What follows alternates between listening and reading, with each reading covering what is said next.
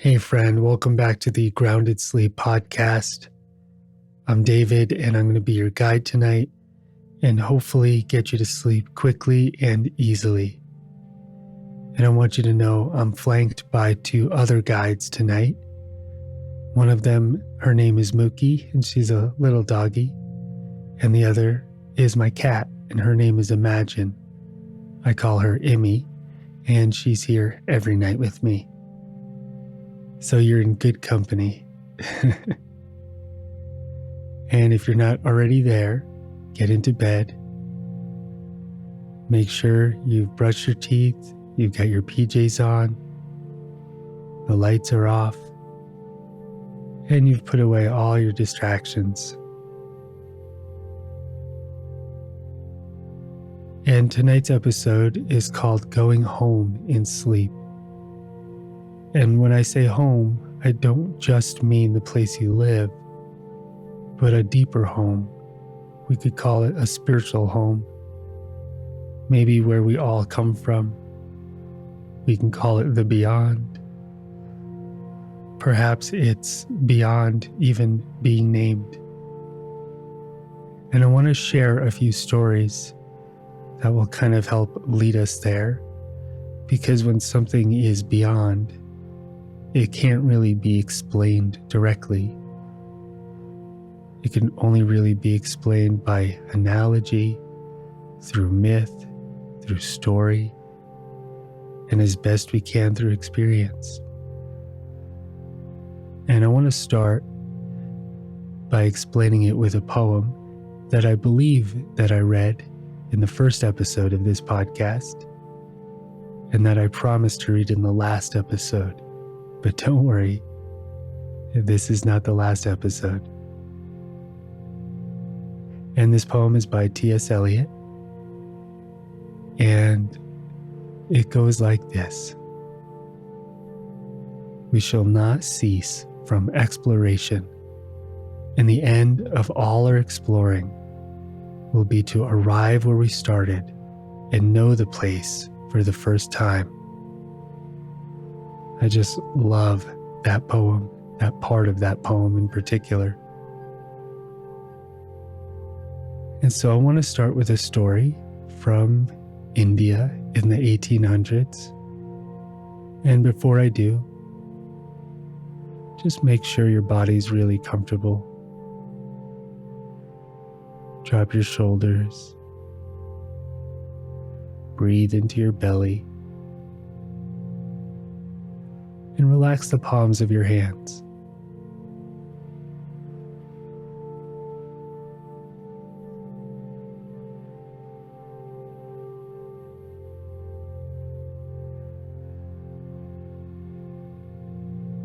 And so in the late 1800s, there was this master named Ramakrishna, and he was known to be kind of crazy or seemingly crazy to people. And he would sit and pray to the Hindu gods and goddesses, particularly to one goddess named Kali. And this is obviously the very brief version, but a more scholarly gentleman came along named Vivekananda, who at first thought Ramakrishna was crazy, but at the same time he was intrigued. And Ramakrishna would say everything is God. And Vivekananda didn't quite believe him. And of course, as the story goes, Ramakrishna touched him on the third eye. And for a number of days, I believe it was 3 days, Vivekananda fell into a deep state of what in Sanskrit they might call samadhi, a form of enlightenment, an experience of enlightenment. And after those days, he came out of it. And he was like, wow, okay, this guy's got something going on. And he became a disciple of Ramakrishna. And one day Ramakrishna told Vivekananda to go to America and start teaching. And he did. In the late 1800s, he came to, I believe, the Chicago World Fair. and he spoke about Hinduism and Eastern philosophy, and that was really the first time the Eastern traditions were brought to the West in that way. And then others came after him, like Yogananda. But really, all of the meditation and Eastern stuff came to the West first through Vivekananda by way of Ramakrishna. And if you go to India now, there's many temples for Ramakrishna all over, and they're really beautiful. Anyway, I tell this story because when I was living in India, I had a guru I would go see at a Hindu temple, an ashram, actually, let's call it. And at this ashram, there was another buried master named Shivananda, who was a famous Indian master in the Himalayas in a place called Rishikesh. Hopefully one day I'll guide a retreat back there. I would love to take a group to Rishikesh. And anyway, I had this guru, this master I would go see. And one day I asked him, "Hey, can you touch me on the third eye and give me some kind of spiritual awakening the way Ramakrishna gave Vivekananda?" And my teacher at the time said, "It takes a Vivekananda to be touched in that way," in his deep voice. And what he was saying to me was Vivekananda was ready for that, and I wasn't ready. And he was right. But a few weeks later, I was sleeping on an Indian train. And at that time in my early 20s, I would travel in second class, no air conditioning. It was one of the cheapest tickets. And I was sleeping on kind of a hard surface. And it was early in the morning. It was an overnight train. And I had this incredibly vivid dream. It was almost beyond a dream, where my teacher at the time came to me and touched me on the third eye. And all I could really say to describe it was I just felt so at home. There was this deep, deep bliss. It was so beyond, it was so intense, it was so beautiful and powerful that I woke up. It just knocked me out of sleep, and I sat up and gasped. And I was like, wow, that, whatever that was, felt like home. It's a place I've been before. It's a place I'm going again. And it was just so sweet. And I share that story with you because my sense is we all come from a place like that. I can't describe it to you in the sense that it's another dimension or heaven. I really don't know and don't have words for it, but I have a deep sense and intuition that that's where we come from. And it feels really good. And it's beyond feeling really good, but it does have a sense of bliss to it. So just make sure as I'm sharing these stories that you're relaxed, and maybe you kind of allow yourself to melt into your bed.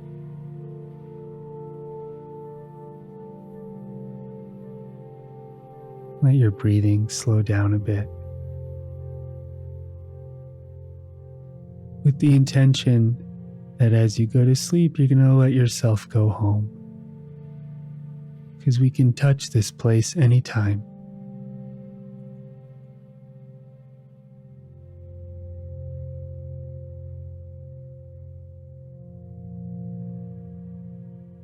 We just have to let ourselves go.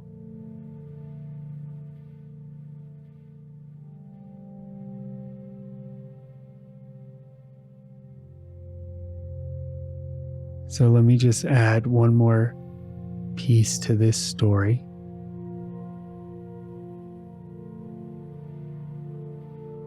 There was a meditation I was doing one day when I was living in Hawaii.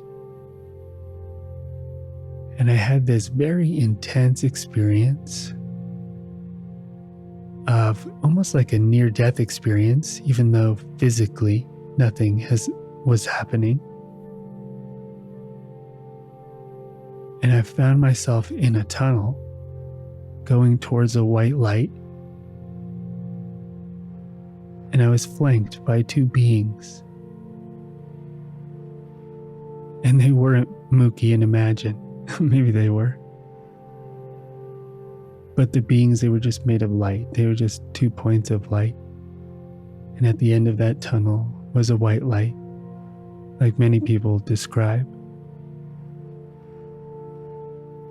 And it was the same kind of feeling as when I was on the train. Just a sense of going home. And the paradox of this is it seems like it's a place. It seems like somewhere we're going. And at the same time, it's always here, within us. And as T.S. Eliot says, we shall not cease from all our exploration, and the end of all our exploring will be to arrive where we started and know the place for the first time. And my sense is when we're in really deep sleep, we go there every night. We go there and we recharge our souls so we can come back.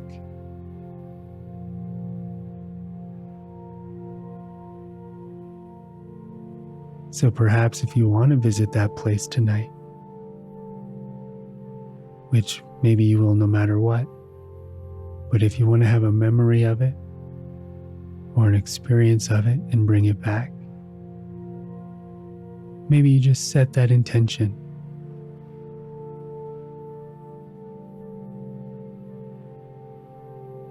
Just set the intention with your mind and your heart.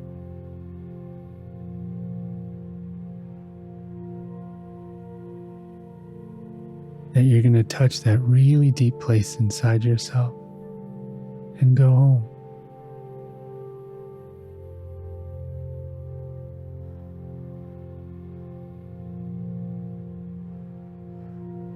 And this is a place beyond words, beyond thought, beyond matter.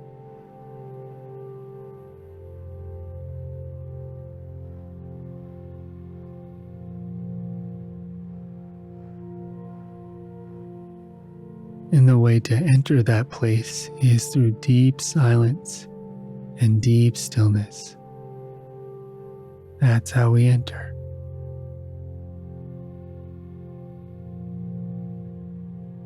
So let yourself surrender to that stillness.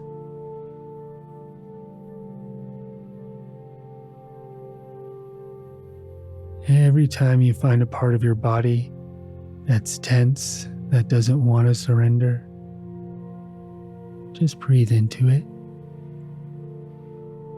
and let it surrender.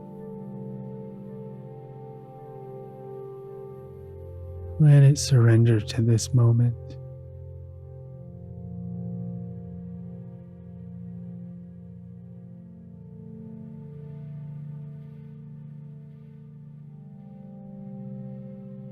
Every time there's a part of your mind that doesn't want to surrender, again, just let it surrender to this moment.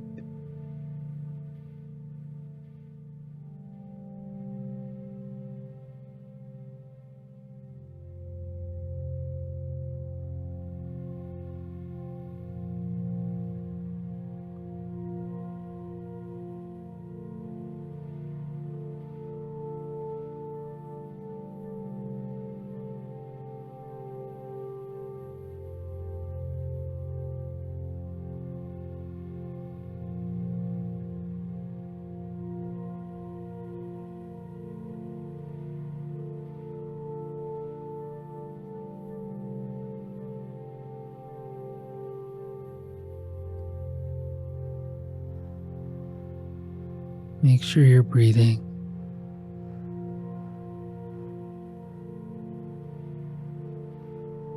And just let yourself go home.